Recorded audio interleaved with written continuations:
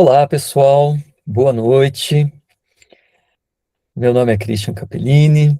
Queria dar as boas-vindas a todos vocês que vão participar de um momento super especial, uma aula aberta da Comportamento sobre TEA e TDAH.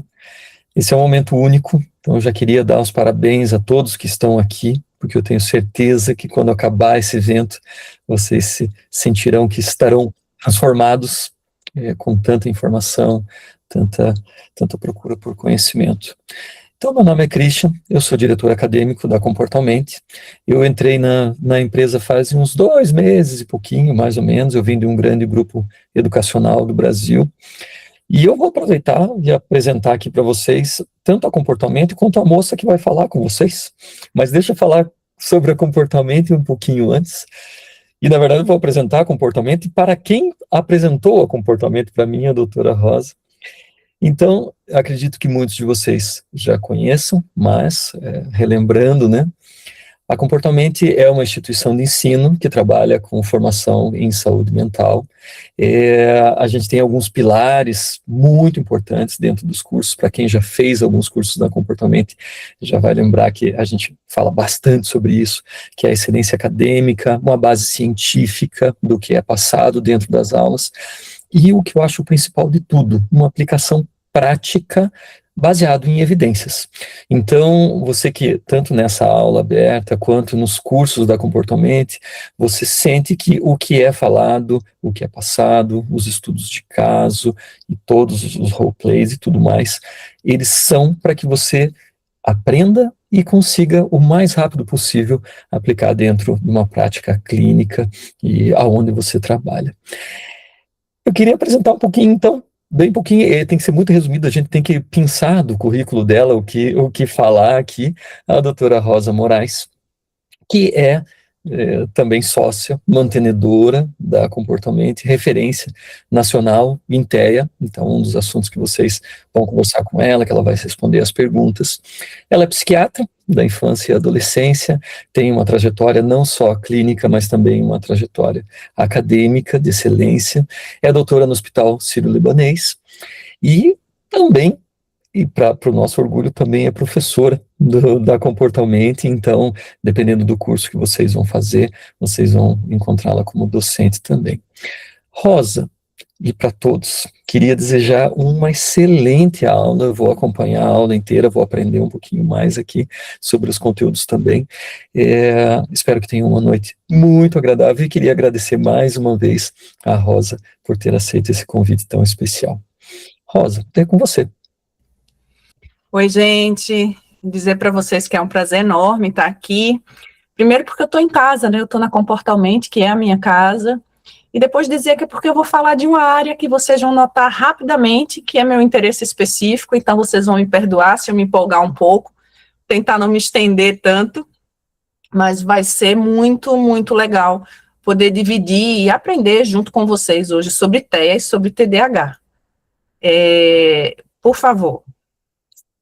A gente separou, recebemos inúmeras perguntas, mas eu fiz uma curadoria, a gente separou as 20 perguntas que eu achei mais interessantes, mais aplicáveis no nosso dia a dia, e eu queria discutir essas perguntas com vocês. Acho que a primeira, e é o que a gente termina falando muito, né, da importância dos sinais precoces. Então, quando a gente fala de TEA, quais são esses marcadores, tanto neurobiológicos quanto comportamentais, que são mais fidedignos para uma identificação do TEA antes dos 18 meses. Porque quando a gente vai ver lá os critérios diagnósticos para o TEA, o que a gente percebe? Que a gente tem o critério A, que tem a ver com a comunicação social, mas que, de certa forma, está diretamente ligado à fala, e a gente sabe que o desenvolvimento da fala, ele vem um pouco mais tardiamente, e apesar de, sim, ele se desenvolver ainda dentro daquele intervalo que a gente imagina como diagnóstico precoce, se a gente está querendo fazer uma intervenção e ter uma atenção imediata, o que a gente pode observar antes mesmo da fala propriamente dita se desenvolver? Nos primórdios. Então, quando a gente pensa nos 18 primeiros meses de vida, a gente tem que ter claro que isso é um período de enorme plasticidade, neuroplasticidade, mas, paradoxalmente, é um momento onde os sinais de TEA são facilmente confundidos com variações do desenvolvimento. Então, todo mundo já viu os bebês fazendo alguns movimentos que, em tese, podem ser confundidos com estereotipia. Todo mundo já viu um bebê com dificuldade para iniciar o sono, que pode ser confundido com uma alteração rítmica, que é de ritmo circadiano, que a gente vê no TEA. Para a gente estar atento, a gente só consegue encontrar aquilo que a gente sabe que está procurando. Então, quando a gente faz acompanhamento precoce, mesmo sendo psiquiatra, às vezes você tem um paciente que tem um irmão mais novo, uma irmã mais nova, que tem uma história familiar importante, uma síndrome que pode ser familiar, que pode ter um caráter familiar, que você faz uma busca ativa e faz um acompanhamento desses bebês, o que a gente tem que ter em mente?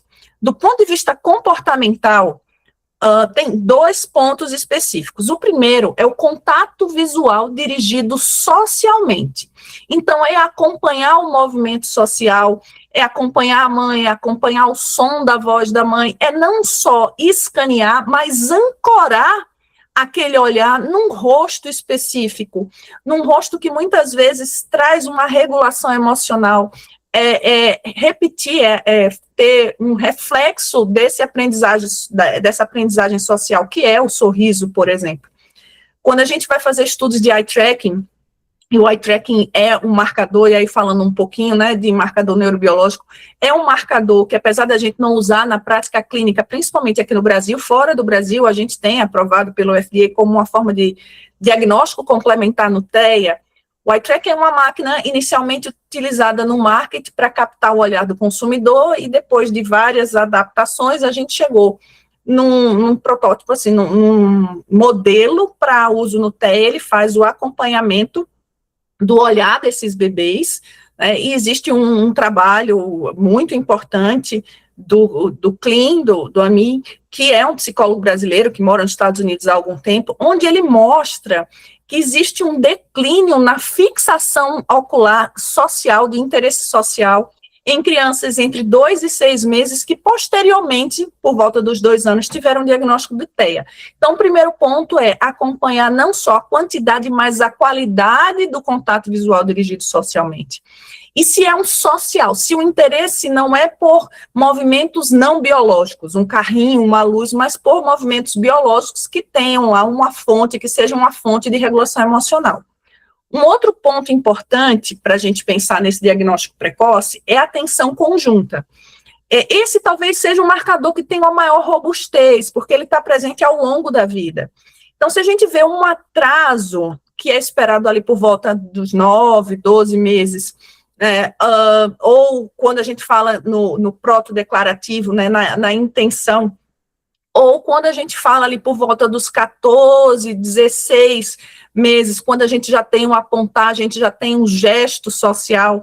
Quando a gente fala em atrasos nessa sinalização, de novo, a gente sobe a bandeirinha vermelha e a gente tem que avaliar.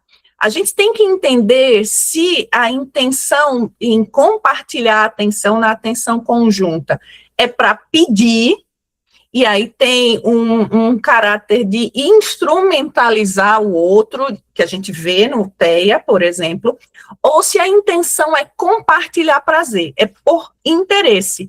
E aí, clinicamente, essa distinção é crucial. Então, a gente tem lá entre 2 e 6 meses, quando a gente pensa em populações de risco para TEA, porque a gente não dá diagnóstico nessa idade, mas de risco para TEA, uma redução do rastreamento visual, uma diminuição do sorriso social.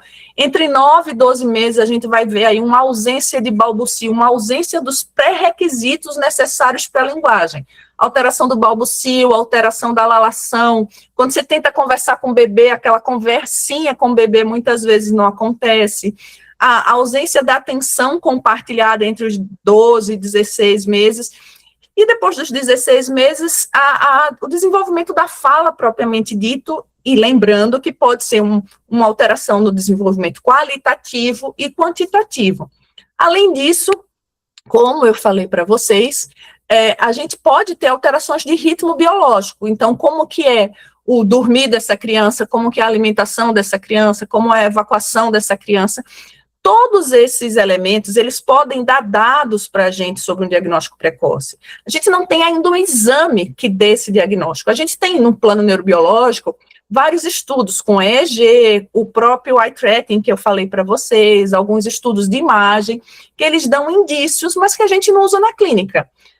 E, por último, que eu não queria deixar de falar, é a questão da regressão do desenvolvimento. 25% das pessoas que têm transtorno do espectro do autismo, sem outras comorbidades, sem síndromes genéticas, podem ter uma regressão nesse desenvolvimento. E a gente precisa entender se ele perdeu habilidades ou simplesmente ele parou de ganhar, mas em ambos os casos a gente tem que ficar atento. A Sociedade Brasileira de Pediatria recomenda, a partir dos 18 meses, o uso do MChat, que vocês conseguem no site da associação, né, da Sociedade de Pediatria, que é uma lista de 22 perguntas, sim ou não, que podem servir de triagem para aquele grupo que é mais, que está numa área mais cinza, né, que está com maior fator de risco. Vamos passar para a segunda pergunta. Então, quando a gente fala sobre diagnóstico precoce, é importante pensar, tá bom, eu vou identificar o grupo de risco, e aí, visto esse grupo de risco, o que eu faço diante disso? Eu faço uma intervenção, eu não faço intervenção? Então, diante do risco, qual é a evidência para eu iniciar uma intervenção antes mesmo de concluir esse diagnóstico? Eu fico no esperar para ver, ou eu realmente vou lá e já faço a intervenção. Então, a resposta para vocês, categórica, enfática, é que assim, o esperar para ver hoje não é uma prática eticamente defensável.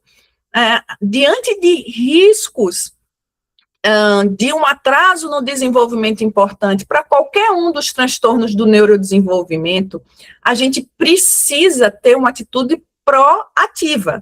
A gente precisa pensar num plano de intervenção, obviamente, adaptado para aquela idade, adaptado para as dificuldades, seja físio, seja TO, seja fono, enfim, né, adaptado para aquela idade. Por quê? Porque a gente está falando num período da vida, até mais ou menos aí uns 3 anos, onde eu tenho uma maior sinaptogênese, onde eu tenho um maior grau de mielinização, onde eu tenho uma maior reorganização funcional do cérebro.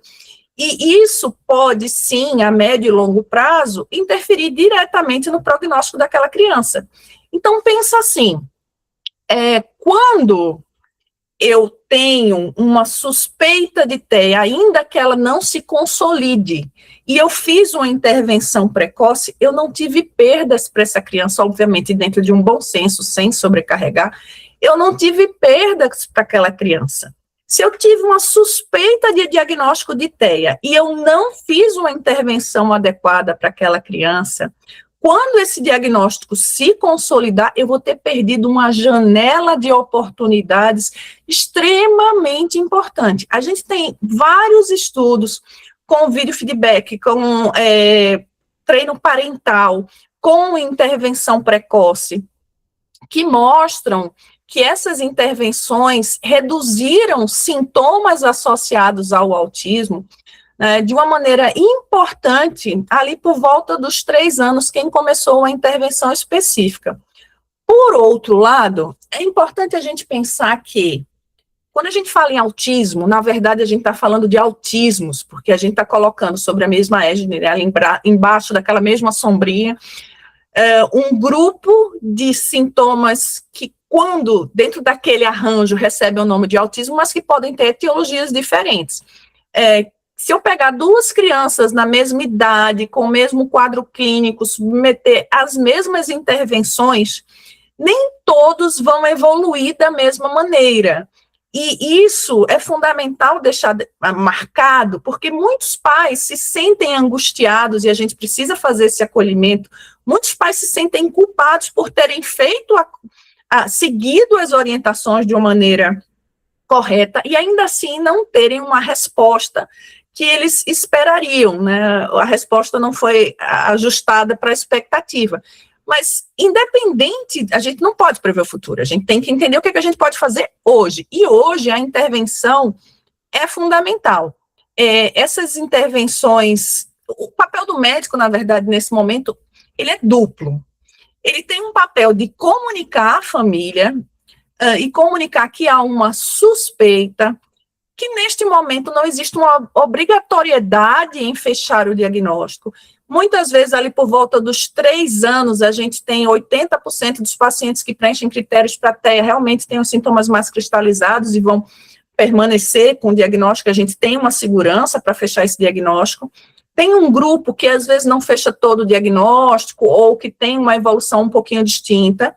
Então, a gente tem que comunicar à família com a linguagem clara, com a linguagem empática, sem catastrofizar, mas sem minimizar, trazendo a responsabilidade e também de modelizar a rede de intervenção. Então, o que é que eu sugiro para aquele paciente, para onde eu vou encaminhar, de quanto em quanto tempo eu vou acompanhar, isso independente de você ser psiquiatra, pediatra, neurologista ou de alguma outra área que se dispõe a fazer, geneticista, enfim, de alguma outra área que se dispõe a fazer esse acompanhamento. Então, hoje a ideia é acompanhar e agir. Muito mais, porque o custo do falso positivo é muito menor do que o custo do falso negativo. Terceira perguntinha que eu queria conversar com vocês é sobre a questão da tripla excepcionalidade. Rosa, o que é uma tripla excepcionalidade? Imagina os transtornos do neurodesenvolvimento como uma família que compartilham questões genéticas, questões neurobiológicas, questões comportamentais. Muitas vezes, esses transtornos, eles tanto se sobrepõem de uma maneira a formar uma comorbidade, como eles não fecham critério específico para um outro, mas eles compartilham critérios. Então, a associação entre diagnósticos é muito comum. Para vocês terem uma ideia, a comorbidade entre TEA e TDAH pode chegar até a 80%, dependendo do levantamento que é feito. Dupla excepcionalidade nada mais é do que a associação entre 2 desses diagnósticos, TEA e TDAH coexistindo. Tripla excepcionalidade, quando a gente tem 3 dos diagnósticos, na verdade é importante dizer que altas habilidades não é um diagnóstico, ele não tem uma codificação. E, em tese, para ser um transtorno, tem que ter perdas. E as altas habilidades, isoladamente, quando visto isoladamente, ela te traz condições de estabelecer estratégias para lidar com as vulnerabilidades dos outros transtornos.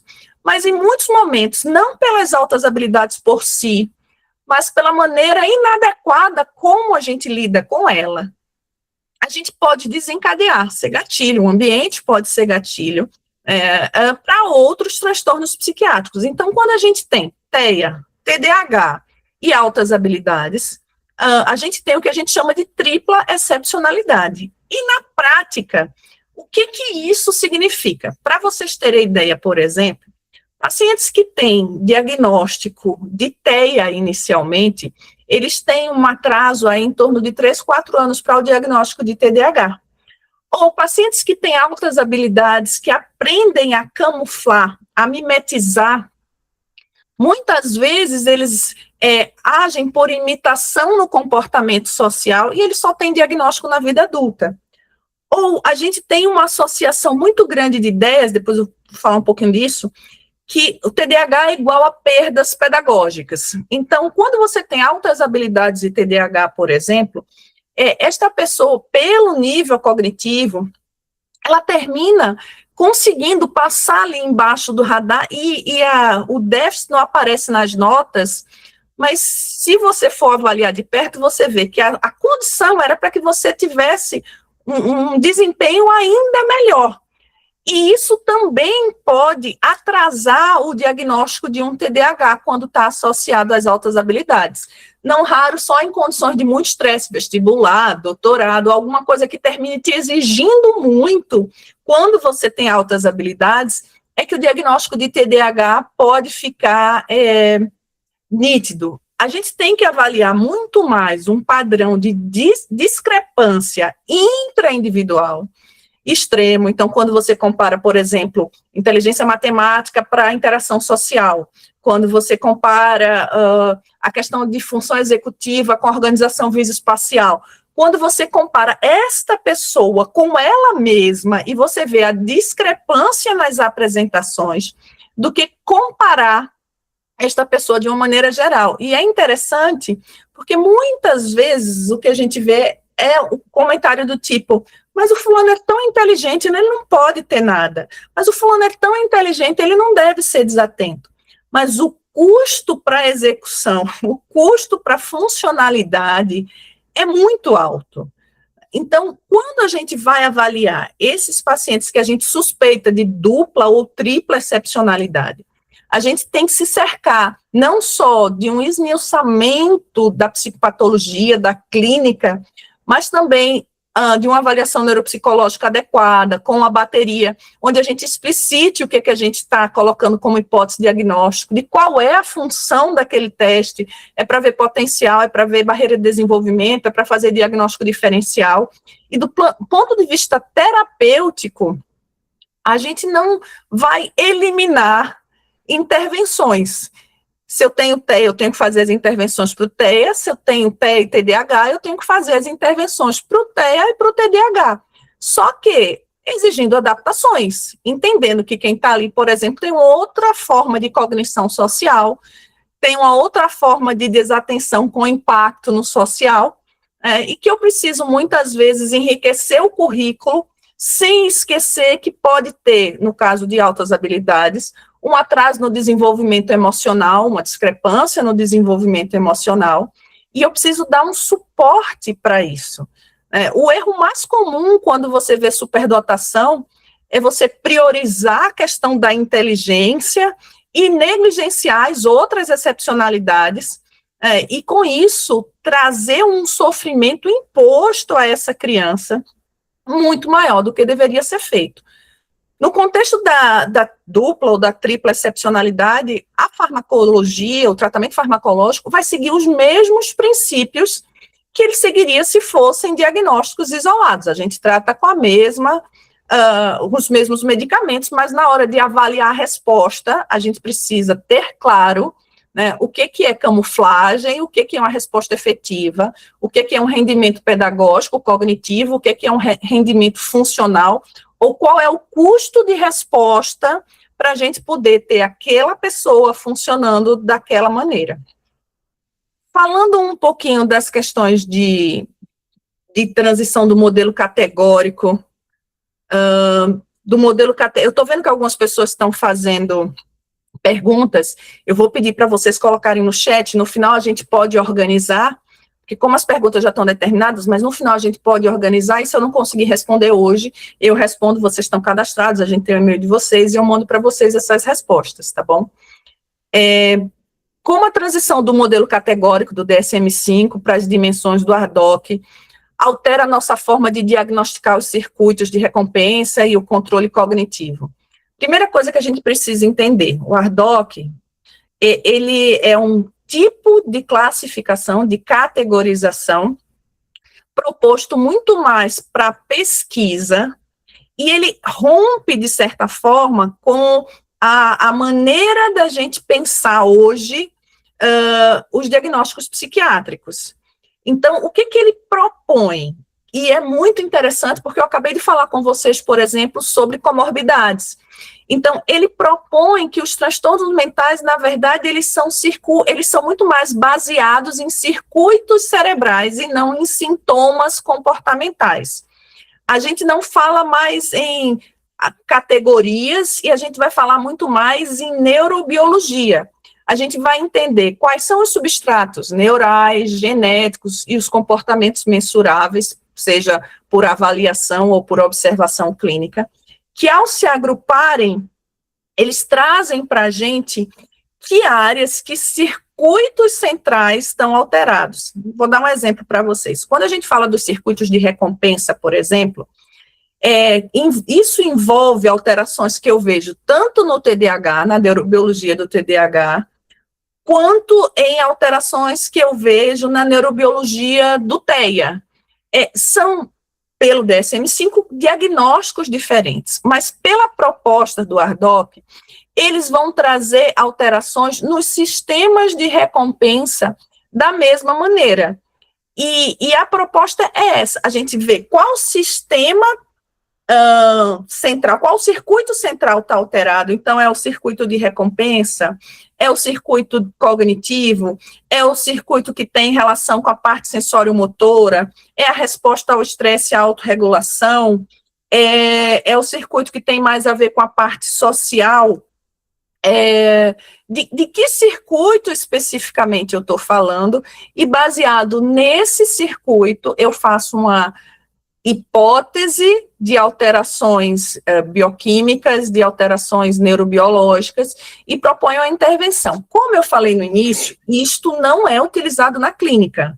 Isso é muito mais para pesquisa. E por que ele ainda é para pesquisa? Porque ele carece ainda de substratos. A gente não tem marcadores neurobiológicos, a gente não tem ainda condições de discriminar todos os elementos envolvidos em cada um desses circuitos, para que a gente possa colocá-los em prática. Por outro lado, é muito interessante a gente passar a pensar assim, porque isso diminui um pouco essa dificuldade de pensar em comorbidades, porque quando a gente pensa em comorbidade, a gente precisa entender que aqui dentro não tem a área do TDAH, a área do TEA, que eles estão misturados, né, e que eles se comunicam, e essa comunicação é exatamente feita através de que circuito está sendo envolvido naquele momento. A segunda pergunta é como o modelo de transdiagnóstico permite ao médico tratar sintomas que perpassem diferentes transtornos, como a regulação emocional e a rigidez cognitiva. Então, que eu acabei de comentar, né, na abordagem transdiagnóstica, ela parte da constatação de que comorbidade é regra, ela não é exceção. Mais de 70% das crianças com TDAH, elas têm critérios para um transtorno adicional. Até 90% das crianças com TEA preenchem critérios para um transtorno adicional. Isso sugere que esses sistemas categóricos que a gente tem hoje capturam os fenótipos, os comportamentos, e que esses comportamentos são sobrepostos. Então, que a gente precisa pensar muito mais no alvo terapêutico, pensando em processos transversais que são compartilhados pelos diferentes diagnósticos. Para a psiquiatria da infância e adolescência, isso tem uma importância enorme. Por quê? Porque a gente sabe que esses circuitos, eles vão se formando ao longo da vida. Eles vão se especializando ao longo da vida. Isso também explica a modificação dos sintomas clínicos ou a especialização da apresentação de alguns casos ao longo do desenvolvimento. Por quê? Porque eles dependem desses circuitos e muitas vezes esses circuitos não estão maduros ainda. Eles não estão formados o suficiente para a gente ter um quadro completo. Ele traz uma noção muito mais desenvolvimental. Uma outra coisa importante que impacta no desenvolvimento é quando a gente vai propor uma intervenção, por exemplo, não farmacológica. Quando eu proponho uma DBT, quando eu proponho a ACT, quando eu vou propor um treinamento de regulação emocional, eu não vou propor baseado no diagnóstico, eu vou propor baseado muito mais de que circuito, qual é o sintoma-alvo, né? Qual é a apresentação, onde ele deve estar relacionado e quais os elementos que fariam parte neurobiologicamente para aquela resposta, e a partir daí eu adequo a terapia para essa demanda e não para o diagnóstico especificamente. Mesmo quando eu penso na farmacologia, eu vou pensar, bom, esse sintoma, ele está mais ligado às questões da serotonina, da norepinefrina, né, da forma como alguns estabilizadores do humor atípico se comportam, como a quetiapina em baixas doses, por exemplo. Né, o que eu estou tentando, de que circuito eu estou pensando nesse momento, de que forma eu estou tentando agir sobre ele. E volto a insistir, isto ainda não é utilizado na prática clínica. A gente tem uma série de limitações, mas é bem interessante a gente pensar na proposta, tanto do ponto de vista clínico, quanto do ponto de vista de intervenção. Existem, obviamente, questões ligadas não só à etiologia, aos elementos, a formação e função desses circuitos, mas até no fato de, muitas vezes, né, uma das questões é que eles se baseiam só na parte neurobiológica. E existe um ambiente social, inclusive, que pode modular e modelar esses sintomas que não estão sendo considerados. Falando um pouquinho, né, retomando o que eu falei para vocês de TDAH em pacientes com alto desempenho acadêmico. Então, assim, clinicamente, é possível sustentar o diagnóstico de TDAH em pacientes com alto desempenho acadêmico? Como que a gente avalia o prejuízo funcional além das notas escolares? Acho que o primeiro ponto é, olha, adultos não vão para a escola, e ainda assim eles têm TDAH. A gente precisa lembrar disso. Do mesmo jeito que essa questão de, não, eu só medico quando a criança vai na escola. Olha, com raras exceções, onde eu tenho efeitos adversos específicos e alguns cuidados que precisam ser tomados, essa criança vai precisar de atenção na hora de interagir, essa criança vai precisar de atenção na hora que ela estiver andando na rua para ela não se machucar, na hora que ela estiver executando os autocuidados, por exemplo, para não escovar os dentes e parar 3 vezes ao longo do caminho e não lembrar mais o que ela foi fazer no banheiro. Então, a gente não usa só o critério acadêmico. O critério acadêmico é um deles, inclusive porque se eu estiver falando de alguém que tem uma dupla ou uma tripla excepcionalidade, nesse caso dupla, né, TDAH e altas habilidades, muitas vezes ele vai passar embaixo do radar. Então, as notas, elas são uma dica grosseira e insuficiente do funcionamento cognitivo, executivo e psicossocial. Essas crianças, se elas têm um QI alto, se elas estão numa família que é estruturada, suportiva, né, com um ambiente continente, se elas estão numa escola que é adaptativa, que faz adaptação, que é acolhedora, frequentemente elas vão compensando esses déficits ligados ao TDAH, mantendo ali na média ou ligeiramente acima da média, quando elas podiam desempenhar mais, mas esse não é nem a questão, porque a gente aqui tem que considerar não o desempenho acadêmico, mas a funcionalidade. E qual o custo encoberto e o custo acumulativo que a gente observa nessas pessoas. Muitas vezes, o TDAH, quando é compensado com alto funcionamento, o que a gente vê na clínica são sintomas de ansiedade constantes. Então, você vê o TDAH que já chega dizendo, o que é que eu fiz? Ou o TDAH que funciona com zilhões de estratégias para poder compensar, porque ele sabe, ele reconhece as dificuldades, então ele o tempo inteiro está pensando qual a estratégia que eu tenho que usar agora para funcionar. Ou muitas vezes questões no relacionamento, seja no trabalho, seja na família. Por quê? Porque ele esquece, porque ele deixa passar, porque ele não lembra, porque contam a história para ele 30 vezes, né? E isso traz uma questão de autoestima muito grande. Isso traz comprometimento outros na saúde mental, outras comorbidades, muitas vezes compromete a qualidade do sono, porque ele deita repassando o que ele tem que fazer, porque ele tem um atraso do início do sono. Essa questão cansa, você está o tempo inteiro se regulando. Será que eu falei bobagem? Será que era para eu falar agora? Não, eu preciso me controlar, eu preciso segurar minha impulsividade, não é para eu falar agora, não foi adequado o que eu falei. Então, sim, você pode ter pessoas que têm um alto desempenho acadêmico e que têm TDAH e que precisam ser tratadas. Falando de um assunto que eu adoro, falando um pouquinho do TEA em mulheres. Então, quais são as sutilezas do TEA em meninas e como o viés de gênero pode levar a diagnósticos errôneos, como ansiedade ou transtornos de personalidade. Então, aqui é importante a gente deixar claro que o TEA ele foi inicialmente descrito, majoritariamente em meninos, que durante anos ele foi estudado por meninos e meninas, né, por homens e meninos. E que os critérios que a gente utilizou foi muito baseado na forma social como os homens atuam, como os meninos atuam. Hoje, a gente tem ainda na epidemiologia, tem uma razão histórica aí que antes era 4:1, hoje se fala 3:1, acabou de sair um artigo, acho que janeiro, fevereiro, questionando se a gente não está falando de 2,5:1, antes se dizia que de uma maneira geral, a prevalência, né, a proporção era de 3:1 entre homens e mulheres, exceto quando a gente tinha aqueles casos mais graves, aqueles casos que tem muitas vezes comprometimento genético, deficiência intelectual, onde era 1:1, né, e por outros motivos, depois a gente até pode conversar o porquê disso.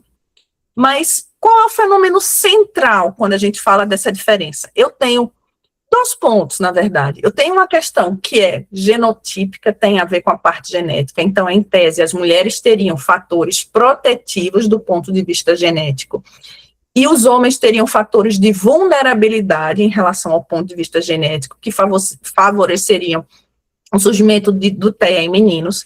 E, por outro lado, existe uma teoria que ela é fenotípica, ela é comportamental. Por quê? Porque um processo, né, não deixa de ser uma estratégia, apesar de não ser bem sucedida, chamada masking ou camuflagem, acontece muito, meninas. Em tese, todos nós camuflamos, todos nós, de alguma maneira, encobrimos comportamentos. Eu sempre brinco, né? Eu sou a nordestina em São Paulo, então é claro que alguns comportamentos meus, principalmente quando eu cheguei há 25 anos atrás, eu tive que encobrir. O jeito expansivo, falar mais alto, falar tocando nas pessoas, mal conhecer as pessoas e já convidar para ir para casa, enfim. Tem algumas questões que eu fui aprendendo e eu fui camuflando. Mas qual é a grande diferença? Apesar do masking não acontecer exclusivamente no TEA, ele acontece muito mais no TEA, fobia social também acontece, apesar dele acontecer em meninos e meninas, ele acontece muito mais em meninas, porque eu tenho ferramentas, instrumentos suficientes para me defender e decidir o que eu vou mascarar quando, para quem, e se eu me negar, eu não tenho uma perda importante, eu não tenho um sofrimento importante com isso, né? E quando a gente fala do TEA, é diferente, elas são quase compelidas, elas são quase obrigadas pela pressão social, pela vontade de fazer parte, de estar num grupo, de mascarar. E isso gera um sofrimento também muito grande, porque o tempo inteiro você está pensando como eu olho, como eu falo. Eu estou aqui conversando com vocês, eu não estou pensando, será que eu estou olhando para a câmera? Será que eu estou sentada da maneira correta? Será que o meu tom de voz está certo? Até porque, nesse momento, a gente não está tendo uma troca social. Mas se tivesse alguém conversando comigo, eu não estaria o tempo todo com essa automonitorização para poder decidir se o meu comportamento social estava adequado ou não, que é o que a gente vê no TEA. Muitas vezes elas se estranham, elas não se reconhecem, a gente tem um comprometimento da autoestima, uma sensação de que eu nunca sou suficiente, que eu nunca dou conta, né, que eu preciso ser uma outra pessoa, e muitas questões ligadas ao diagnóstico, para que eu seja aceita. Essas meninas, elas estão mais sujeitas a assédio moral, a assédio sexual, a relacionamentos tóxicos, a serem enganadas do ponto de vista das amizades, né, elas sofrem muito mais, e com isso elas têm muito mais transtorno de ansiedade generalizada, que também é um diagnóstico diferencial.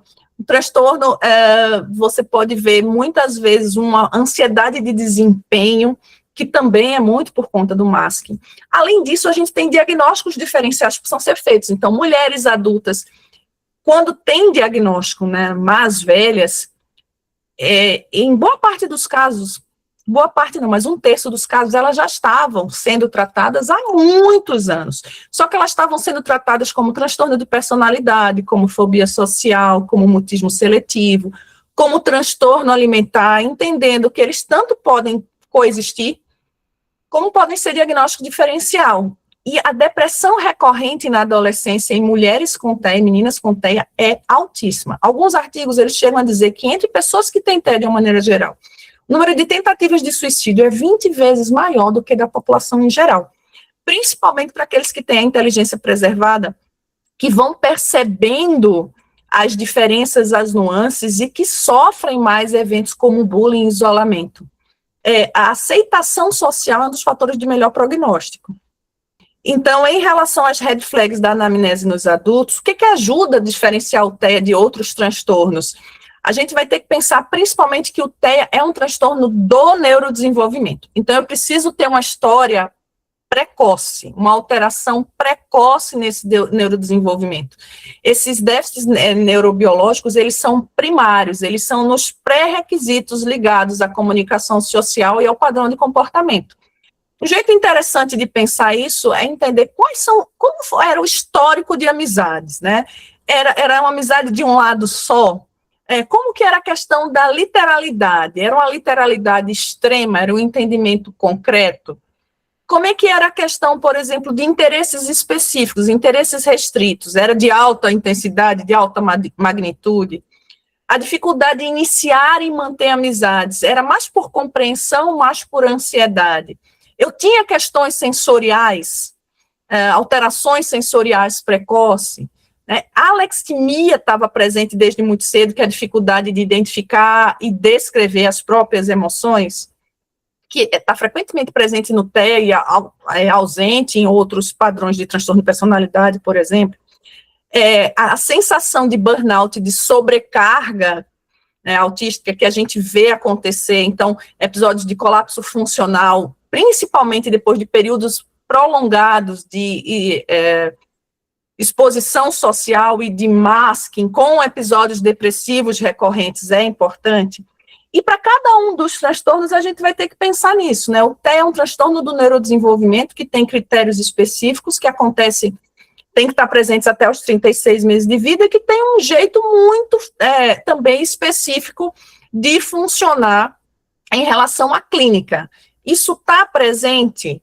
Tá, então podemos pensar em TEA. Isso não está presente, qual é o diagnóstico diferencial que eu explicaria caso TEA não existisse? Porque em adultos com TEA, o desajuste é ontológico, é uma espécie, eles falam, eu não me sinto parte, eu tenho a sensação que eu sou de outro planeta, ninguém consegue me entender, e isso desde muito precoce, desde muito cedo.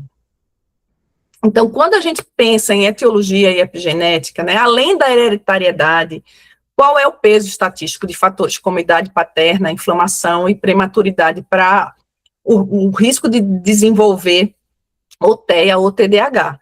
Então, no TEA, com raras exceções onde a gente tem alterações genéticas com um gene único que são detectáveis, a etiologia ela é compreendida no TDAH também como poligênica e multifatorial.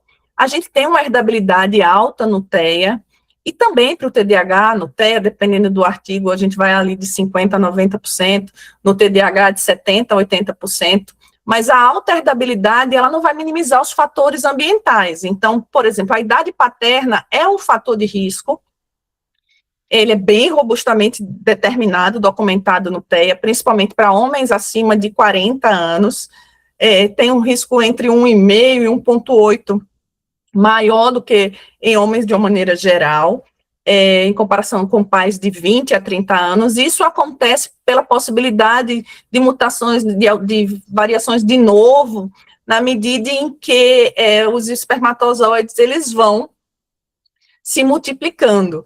Mas existem outras questões, como, por exemplo, inflamação durante a gestação, um fenômeno chamado MIA, né, que é a ativação imune materna, que gera um descompasso no fator protetivo, não ver o bebê como um ser estranho, e muitas vezes esse bebê ele é atacado pelo sistema imune da mãe, isso pode estar associado ao TEA, a prematuridade extrema, o baixo peso, o estresse pré-natal materno, deficiência de algumas vitaminas durante a gestação, a exposição a alguns medicamentos também durante a gestação são fatores associados à etiologia do TEA.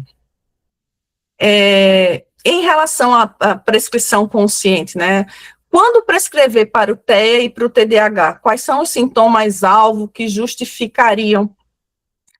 Primeira coisa o TEA não tem medicamento, o TDAH tem medicamento.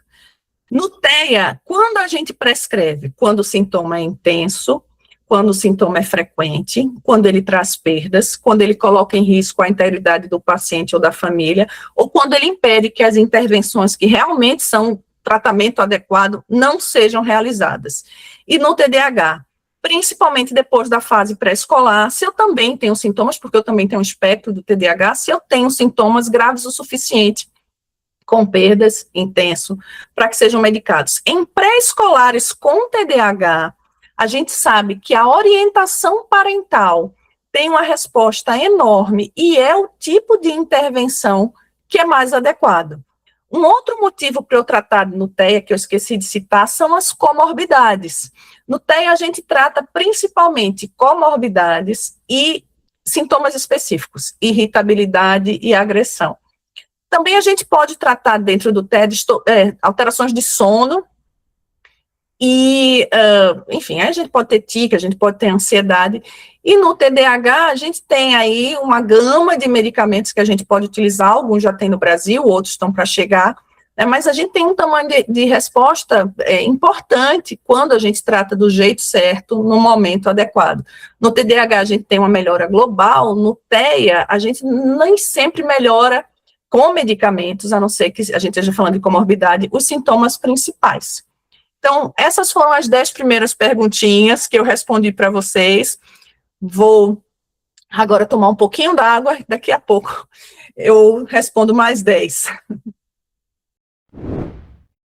Então, vamos voltar para a nossa conversa. Eu disse para vocês que eu tinha um interesse específico. Eu não tenho TEA, vamos deixar isso bem claro, mas sintomas de TEA podem aparecer em quem não tem outro diagnóstico, tá? Então, TEA é meu interesse específico.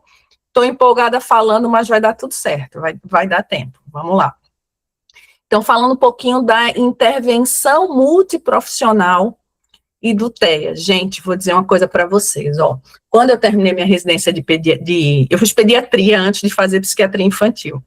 Quando eu terminei minha residência de psiquiatria infantil, eu fui trabalhar num lugar aqui em São Paulo, que talvez tenha sido o lugar que mais me ensinou sobre autismo na vida. Por quê? Porque aquela parte ligada à medicina, eu estudava na minha residência de pediatria, de psiquiatria geral, de psiquiatria infantil, nos congressos, no livro, mas tem um tanto de quem se propõe a trabalhar com transtornos do neurodesenvolvimento que não tem nos nossos livros, na maioria das vezes. Eu acabei de dizer para vocês que o TEA, ele não tem um medicamento específico, que o tratamento para TEA são intervenções. Como que eu vou falar de intervenção? Como que eu vou explicar para os pais? Como que eu vou justificar? Como que eu vou solicitar? O que eu vou solicitar? Que tipo de acompanhamento eu posso fazer? Qual a minha análise crítica se eu não tenho ideia de como funciona? Na minha cabeça, eu não consigo conceber como alguém que trabalha com psiquiatria da infância e adolescência não se interessa de conhecer pelo menos as bases da fonoaudiologia, da fisioterapia, da terapia ocupacional, da psicologia, da psicomotricidade, da educação física, da psicopedagogia, enfim, e por aí vai. Eu termino aprendendo muito, muito, inclusive como entender a psicopatologia do TEA e fazer orientação para esses pais com esses colegas. Então, é fundamental, e como a Isa falou, fui eu que pensei o curso de TEA, e como eu penso desta maneira que eu estou contando para vocês, seria impossível não colocar aulas que lidassem com esse assunto. Então, por exemplo, quando eu falo da intervenção com fono, eu preciso entender que o meu desenvolvimento de função executiva passa pela linguagem. Eu preciso entender se aquela irritabilidade, se aquela agressividade é porque a criança não se comunica. Se ela não se comunica, que proposta de comunicação eu posso fazer? Eu preciso convencer os pais que a comunicação alternativa e aumentativa, ela não está lá para fazer a criança não falar. Ao contrário disso, ela está lá para aumentar o repertório e servir de simbolização para o discurso daquela criança.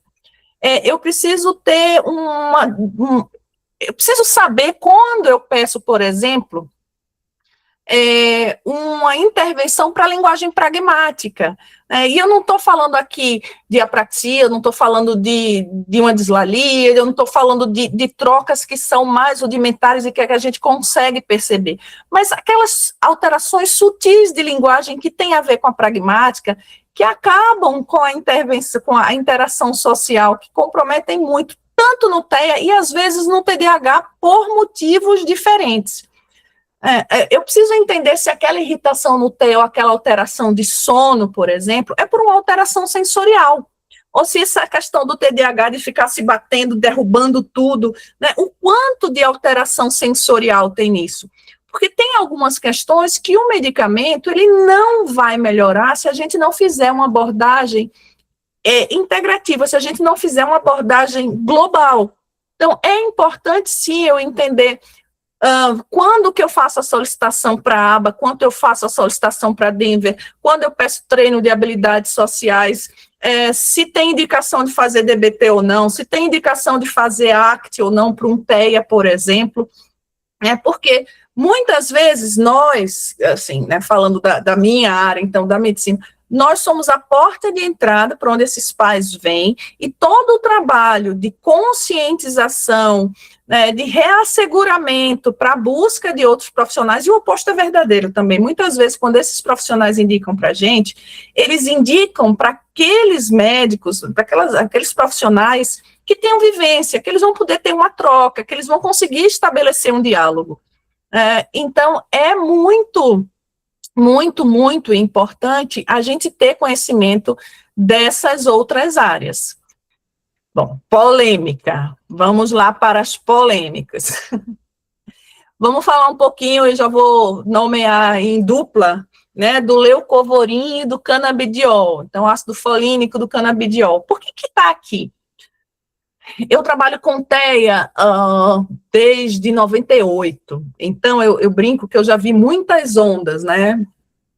Muitas coisas já se passaram, a ocitocina, eu já vi a secretina, o NAC, a N-acetilcisteína, e o que a gente precisa entender de importante? É que talvez, não todos, mas uma parte, né, desses medicamentos, porque são todos medicamentos, inclusive é importante dizer que o canabidiol e o ácido folínico também, uma vez que precisa de prescrição, que é vendido na farmácia, que tem um perfil de efeitos adversos, que a gente precisa ter alguns cuidados, eles dependem muito de que subgrupo de TEA eu estou me referindo. Né, que não é para todo mundo, que não é para qualquer pessoa, que não basta ter só um diagnóstico. Então, esses dois, tanto o canabidiol quanto o ácido folínico, eles já foram aventados como possibilidade, tanto para tratamento do TEA quanto para tratamento TDAH. Do TDAH, a conversa acaba aqui. Não tem nenhuma evidência que mostre, que indique, que dê segurança, que faça com que a gente prescreva qualquer um dos dois para o TDAH. Ponto. Para o TEA, acho que umas 2 semanas atrás, 3 semanas atrás, enfim, saiu uma revisão enorme, de uma revista super conceituada. Ela avaliou, fez uma revisão de vários estudos, comparou esses estudos, falando do uso do canabidiol para transtornos psiquiátricos. E para TDAH, por exemplo, para depressão, por exemplo, não existe a menor indicação. Para TEA, o que ela mostrou? Que existem poucas evidências. Existem evidências? Tem. Mas são evidências seguras, são evidências robustas, são evidências para todos os grupos, são evidências com N adequado, são evidências por um tempo adequado? Não. E muitas vezes, quando a gente vai falar do ácido folínico, e aqui mudando um pouquinho, né, eu estava falando canabidiol, mas do ácido folínico, a gente precisa entender que as questões ligadas ao ácido folínico, que inclusive, né, foi para o FDA fez uma publicação falando da indicação, é importante dizer que não foi para o transtorno do espectro do autismo, foi para um grupo dentro do transtorno do espectro do autismo. Uma resposta bem direta para vocês é assim, não existe uma indicação para tratar o TEA com leucovorin, mas para esse grupo específico que tem uma deficiência cerebral de folato, que é uma alteração genética, onde os receptores de folato no sistema nervoso central, eles são deficientes porque essas pessoas produzem anticorpos contra esses receptores. E quando a gente dosa na periferia o ácido fólico, a gente não vê alteração, mas dentro do sistema nervoso central a gente teria essas alterações. Nesse grupo, eles iriam se beneficiar, eles têm uma resposta adequada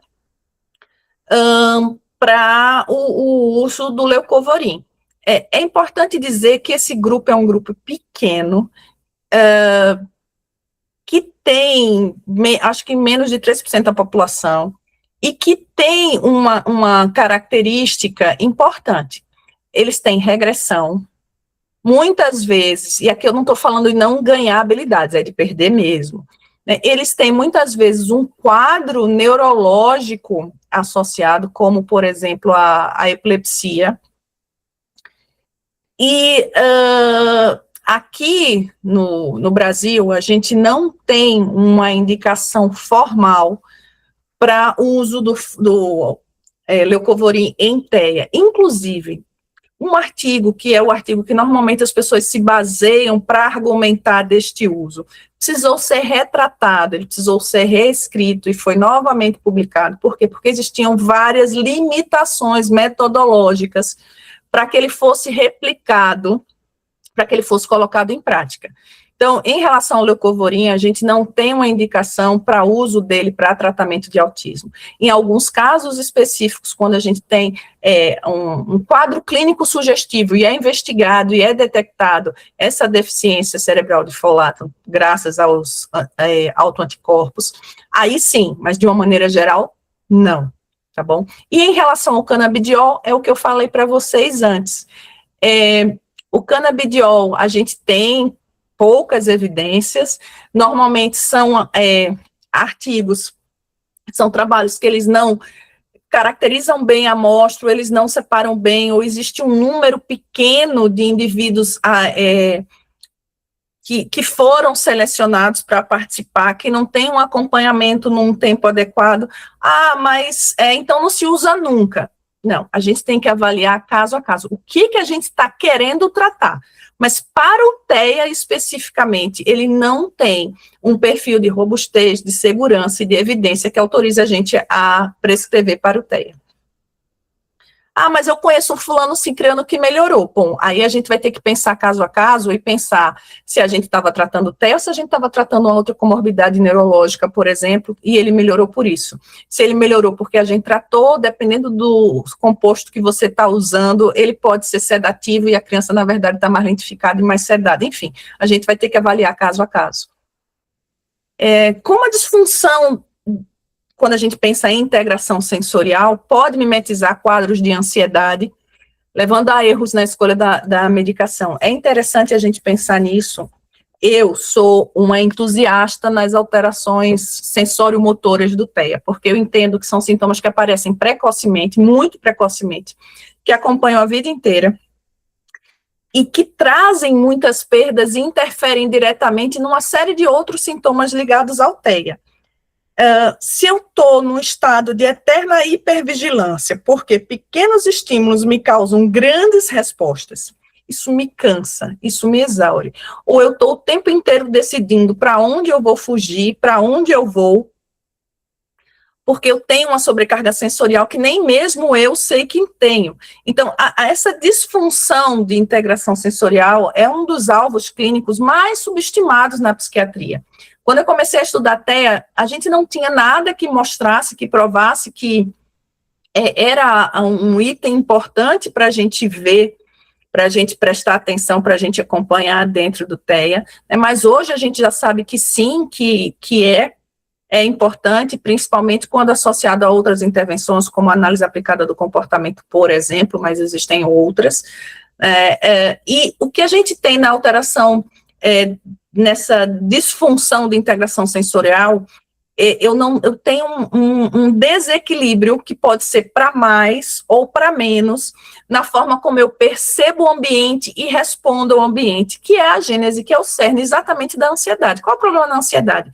Eu percebo o ambiente muitas vezes como mais ameaçador do que na verdade é, e eu dou uma resposta a esse ambiente normalmente mais exacerbada, mais desproporcional do que deveria ser em tese. Então, quando eu recebo as informações do ambiente e eu sou mais hipossensível a essas sensações, muitas vezes eu viro um buscador. Então, eu estou ouvindo música muito alto, falando muito alto, muito agitado, querendo apertar todo mundo, querendo beijar todo mundo, levando tudo à boca. Ou quando eu sou hipersensível a esse ambiente, eu não tolero nenhum som, eu não tolero que me toque, eu não tolero qualquer tipo de roupa. E é importante entender que para cada função sensorial, eu posso ter um perfil diferente. E função sensorial aqui também a gente considera as questões vestibulares e as questões de propriocepção. Então, quando eu tenho uma disfunção de como o ambiente conversa comigo e de como eu respondo a esse ambiente, eu posso sim ter um quadro muito semelhante à ansiedade, ou eu posso me irritar e ter episódios de agressividade, ou eu posso não prestar atenção ao ambiente, porque eu estou sempre sobrecarregada com as questões sensoriais. Bom, falando um pouquinho do atraso fonoaudiológico, né, as alterações motoras. Então, como o atraso fonoaudiológico ou motor impacta no desenvolvimento das funções executivas e como o médico deve intervir nessas janelas? Falei com vocês antes que a conexão entre linguagem e função executiva, ela é muito bem documentada na neuropsicologia do desenvolvimento. Que a linguagem internalizada, inclusive, né, o nosso diálogo interno, é o principal veículo através do qual a criança adquire autocontrole, onde ela planeja, onde ela regula o comportamento. Quando a gente pensa em alguém que tem TEA, ou mesmo no TDAH que se atropela, que não termina as perguntas, que fala numa velocidade que ninguém consegue acompanhar, isso traz perdas sociais, isso traz perdas comportamentais. Crianças com atraso de linguagem, elas apresentam um desenvolvimento de função executiva mais lento, independente do QI não verbal. Então, a gente precisa estar atento para esse atraso fonoaudiológico, e a gente precisa entender que ele está associado ao TEA por sintoma, e ele pode estar associado ao TEA como comorbidade, e ele também está associado ao TDAH. Então, por exemplo, quando a gente pensa em memória de trabalho, memória imediata, que é algo que está comprometido no TDAH, que é um componente essencial de função executiva, e que a gente vai, através dela, representar, por exemplo, vai manipular as representações linguísticas, a gente precisa ter um desenvolvimento adequado para que a gente consiga colocar em prática uma habilidade social adequada, por exemplo.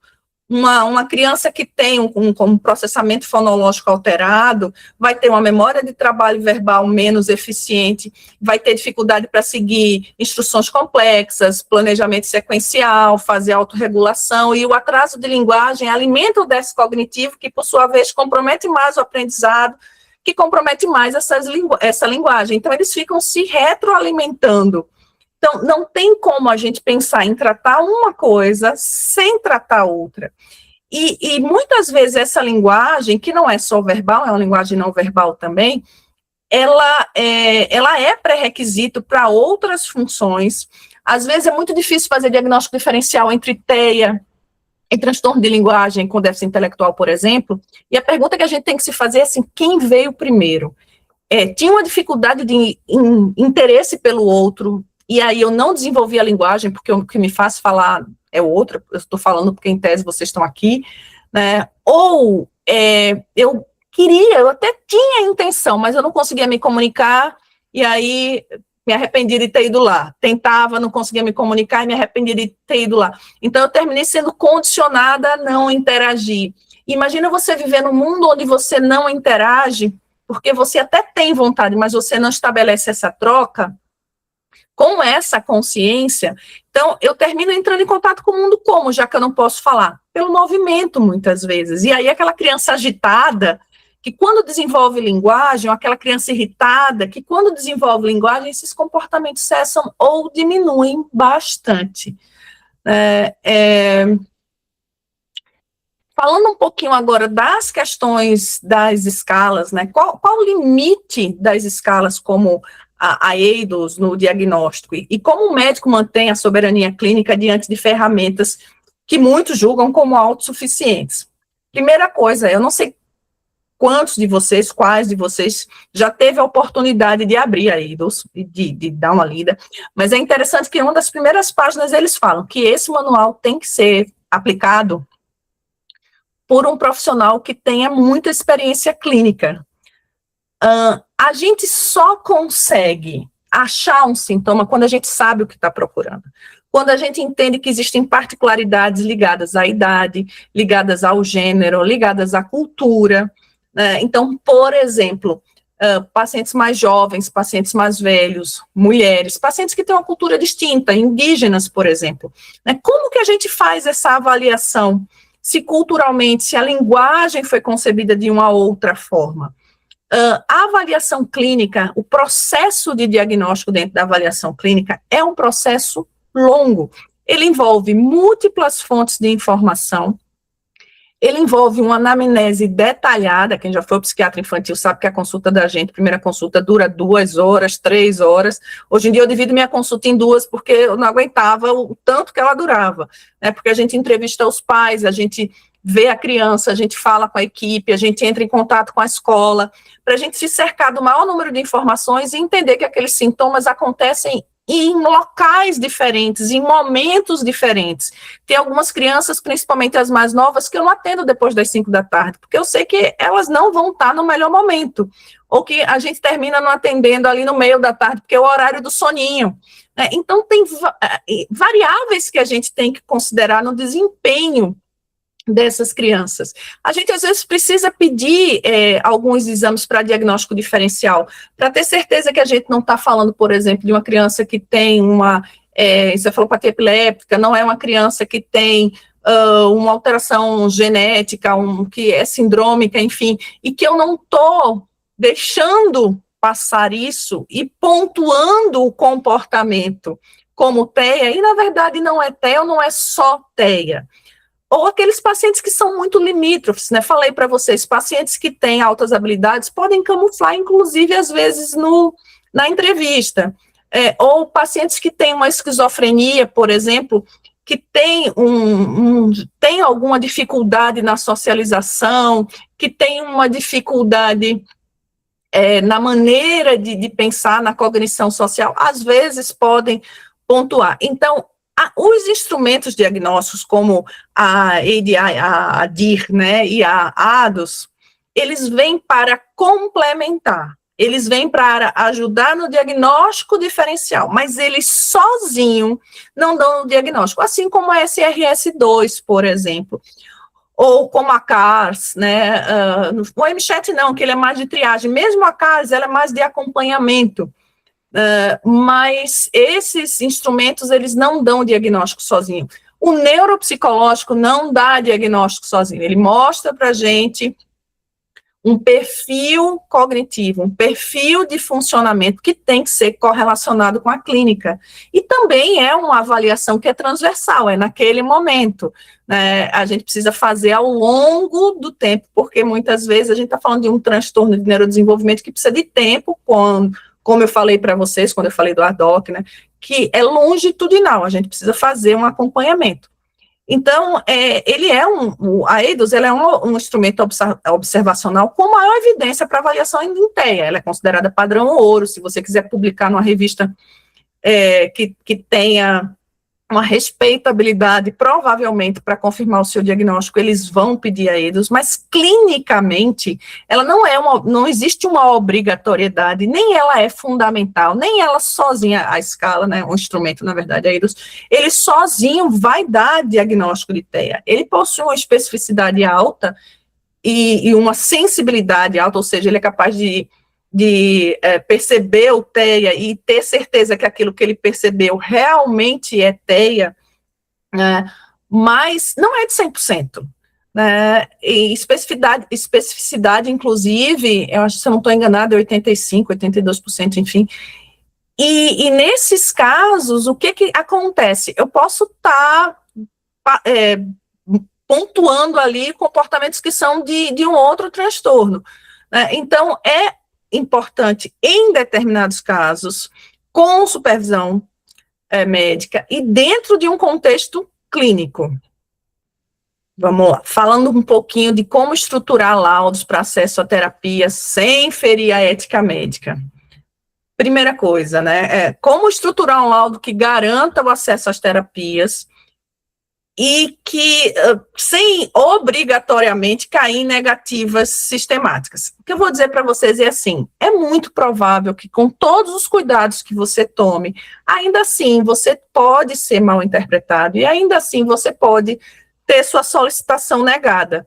A gente hoje tem jurisprudência cada vez maior, dando ao médico essa possibilidade, que o médico é o prescritor, que o médico que faz a solicitação, que a gente tem autonomia, que a gente tem conhecimento para fazer a solicitação. O que a gente precisa ter? Bom senso, O que a gente precisa ter? Conhecimento para justificar. Então, o laudo médico, no contexto do TEA, ele é um documento clínico, ele é um instrumento de defesa de direitos, e ele é uma peça jurídica, não deixa de ser. A estrutura dele, apesar de muito bem pensada, como eu falei, tem recebido muitas negativas.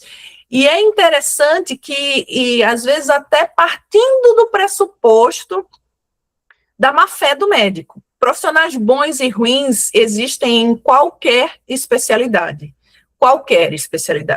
mas com raríssimas exceções. Todo mundo que trabalha na psiquiatria já pegou em algum momento, né, um Chausse induzido, mas isso não é regra. As mães não vão querer ficar passeando em São Paulo, para cima e para baixo, com os meninos batendo a cabeça dentro do carro, porque não querem ficar em casa. As mães, na enorme maioria das vezes, não vão querer deixar um filho numa clínica com outras crianças com TEA, porque elas precisam de uma babá. Não é esse o ponto. O que eu vejo no meu dia a dia são mães, pais, familiares angustiados, extremamente angustiados, porque eles sabem o que precisam ser feitos, eles têm um profissional que orienta e eles não conseguem colocar isso em prática, porque o custo com TEA é muito alto. Então, o que a gente precisa colocar no laudo? A gente precisa fazer uma história breve do que é que aquela criança apresenta como clínica, além dos sintomas principais do autismo, se eles têm algum sintoma satélite, como, por exemplo, irritabilidade, agressividade, qual o nível dessa agressividade? Eu estou falando de uma agressividade verbal, de uma autoagressividade, de uma heteroagressividade, de uma agressividade para objetos. Eu estou falando de uma alteração de sono de que monta, de que forma isso impacta na vida, no dia a dia dessas famílias, qual é a justificativa que eu vou dar. Então, eu fiz a avaliação clínica, eu fiz a investigação genética, eu já fiz sei lá, se eu fiz o Availance, se eu fiz o Neuropsi, tudo que eu coloquei lá para justificar o inventário de sintomas e justificar o diagnóstico de TEA. Quando eu for solicitar as terapias, é importante eu citar as fontes, né, qual é a minha base. Então, hoje a gente tem guideline da Associação Britânica de TEA, do Autism Speakers, a gente tem da ACAPAP, da Associação Americana de Psiquiatria, da IACAPAP, que é a Associação Internacional de Psiquiatria da Infância e Adolescência. A gente tem várias diretrizes, o NICE Guideline, que é do Reino Unido, por exemplo. A gente tem vários guidelines, vários livros, vários artigos que dão para a gente um direcionamento. A gente coloca essas referências, e é importante dizer que não existe um tempo determinado, 10 horas, 20 horas, 30 horas, 40 horas, não existe um tempo que seja protocolar. Vai depender da idade dessa criança, do nível de suporte que essa criança precisa, dos sintomas que estão presentes, qual a fase do neurodesenvolvimento, né? Se é menino, se é menina, do que eu quero intervir. Isso muda ao longo do tempo. O diagnóstico de TEA não, mas as intervenções muitas vezes sim. Então, fazer a justificativa, colocar as referências, dizer o que eu estou pedindo e qual a intenção. E aqui que vem a questão. Se você não entende de fono, se você não entende de TO, se você não entende de fisioterapia, de psicologia, você não vai conseguir justificar. É importante deixar claro que, pelo Código de Ética, não só o nosso, como das outras especialidades, a princípio, eu não tenho uma obrigatoriedade em colocar um número de horas que uma profissional de uma outra especialidade, por exemplo, uma fono, vai precisar, vai depender da avaliação dela. Ela vai definir isso. É como se alguém dissesse para mim como eu tenho que medicar meu paciente. Mas, por uma questão legal, jurídica, aqui no Brasil, os médicos precisam determinar esse número de horas. Se você tem uma reunião, se você tem um espaço para um debate multiprofissional e interdisciplinar, isso fica mais fácil. Se você conhece essas teorias, esses outros saberes, fica mais fácil. A gente não vai pedir nem mais, nem menos do que aquele paciente precisa. Então, pedir as terapias, justificar cada uma delas, referenciar cada uma delas, falar da frequência e de acordo com todos esses parâmetros que eu falei para vocês, colocar a CID-10 e a CID-11, lembrando que a partir de 2027 vai ser a CID-11, muitas vezes colocar o código do TUS, da ANS, para exames genéticos, por exemplo, né, existe uma definição específica da ANS para pacientes que têm TEA, e falar um pouquinho ali de qual é o prognóstico e a cada quanto tempo você pensa em reavaliar essa criança. A ideia não é favorecer os pais, a ideia não é mentir com o diagnóstico, a ideia não é pedir nada que não seja necessário, a ideia é ser justa, correta e ética, mas preservar principalmente o bem-estar do seu paciente. Falando, e aí eu estou caminhando para o final, gente, faltam só três perguntinhas, né? Falando um pouquinho de como o médico deve intervir na saúde mental da família para evitar o estresse dos cuidadores, e também que sem comprometer a eficácia do plano terapêutico. Houve um período, na década de 60, que se falava de um termo que hoje me dá arrepios, que é a tal da mãe geladeira, né? Como que as mães faziam com que as crianças se tornassem autistas. Isso caiu por terra, não tem o menor espaço para esse tipo de discussão, né? Mas tem um outro lado que é importante. Como que é o impacto para essa família, para os irmãos, para o pai, para a mãe, para a avó, para os cuidadores, muitas vezes, principalmente para essa mãe, porque algumas estatísticas mostram de cada 10 casamentos, em 7, a mãe se torna mãe solo, e entender como que é essa rede de suporte, com quem essa família pode contar, como esses irmãos se sentem, e aí falando também, mesmo do TDAH, explicar para essa família, explicar para o marido, para a esposa, para a namorada, né, explicar como funciona um TDAH, que muitas vezes não é falta de atenção, não é falta de amor, é como o funcionamento se dá, que não é preguiça, apesar deles estarem autorizados a também terem preguiça, né, mas não é por preguiça. Como que eles funcionam e, a partir daí, fazer um psicoeducativo, fazer um suporte adequado e estar atento durante a anamnese para a saúde mental desses pais. A genética existe, então, o quanto que esses pais também têm um transtorno, seja um transtorno do espectro autista, seja um TDAH, muitas vezes esses pais não conseguem se organizar, e aí a gente vai ver porque eles também têm diagnóstico, eles também têm TDAH, e a possibilidade da gente identificar e encaminhar, ou quanto que, até de uma maneira reacional, na verdade, eles não desenvolveram sintomas de ansiedade e depressão, e a gente precisa estar atento, né, porque isso vai interferir na aderência ao tratamento, isso vai interferir na expectativa, isso vai interferir no relato clínico. Então, olhar para esses pais, ter esse cuidado e fazer a orientação parental é fundamental dentro da intervenção, dentro do planejamento terapêutico. Eu cheguei a falar um pouquinho para vocês, né, das novas tecnologias, cheguei a falar um pouquinho para vocês do eye tracking, de biomarcadores, do uso de inteligência artificial.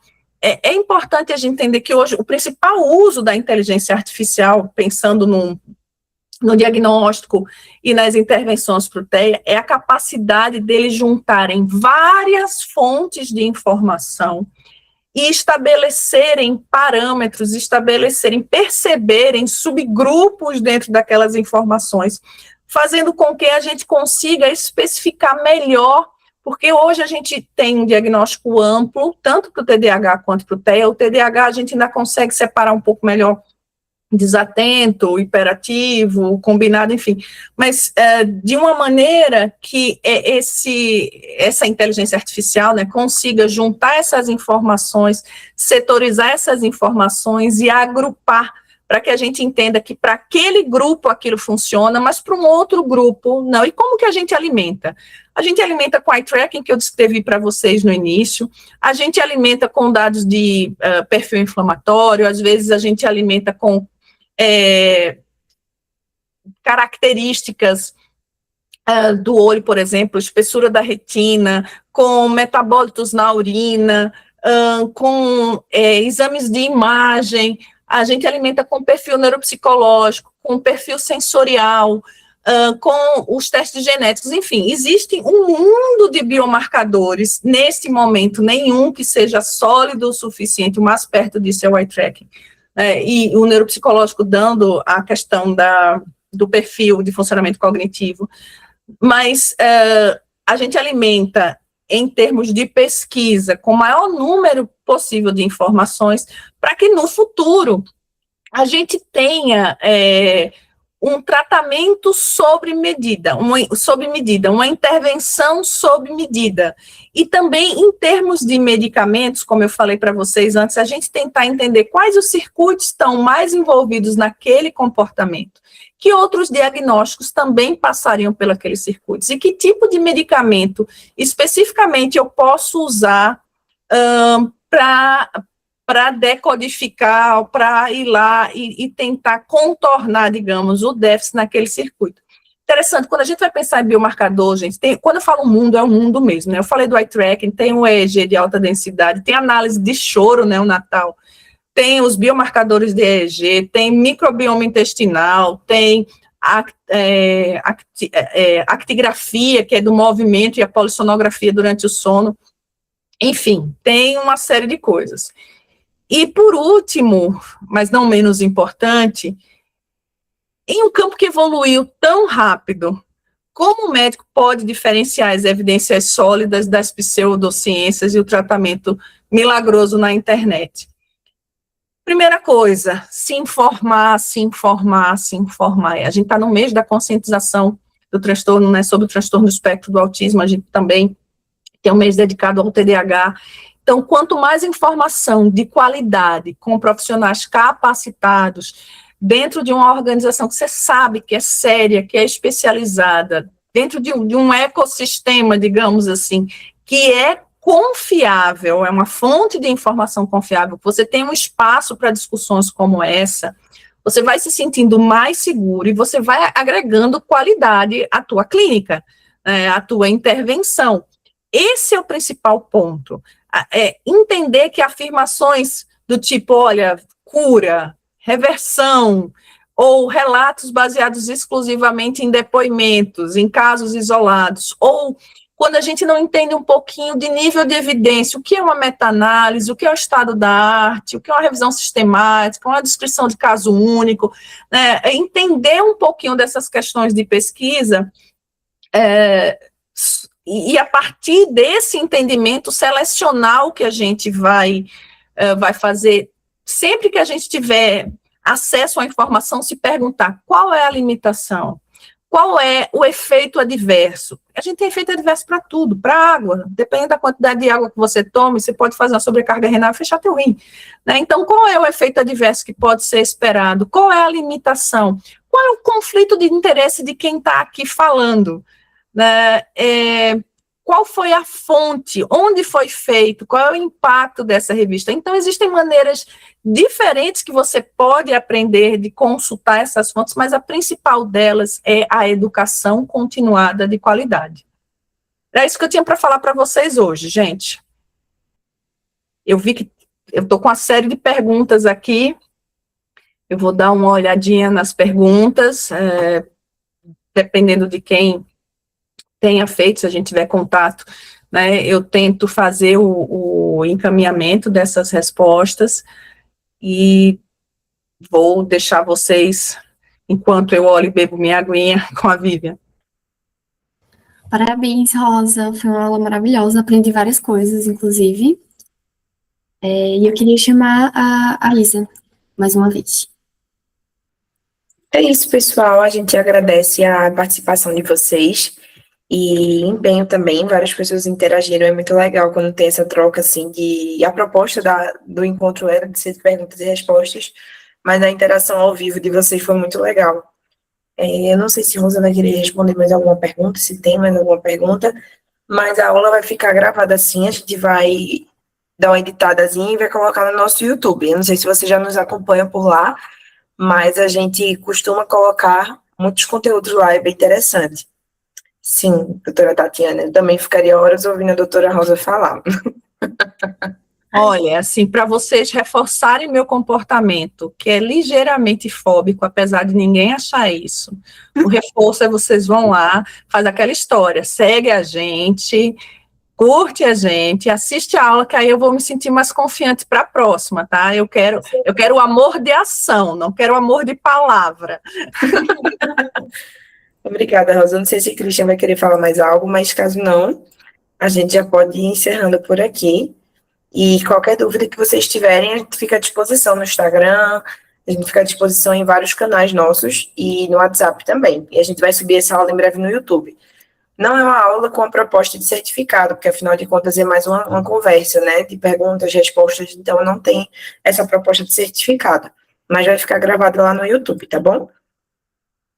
Vou tentar deixar um documento junto com as respostas, tá? Vocês só vão me dar um tempinho para eu poder compilar essas perguntas daqui, e aí eu respondo também. Perfeito. Muito obrigada, pessoal. Obrigada, Rosa, também. Um bom descanso para todos.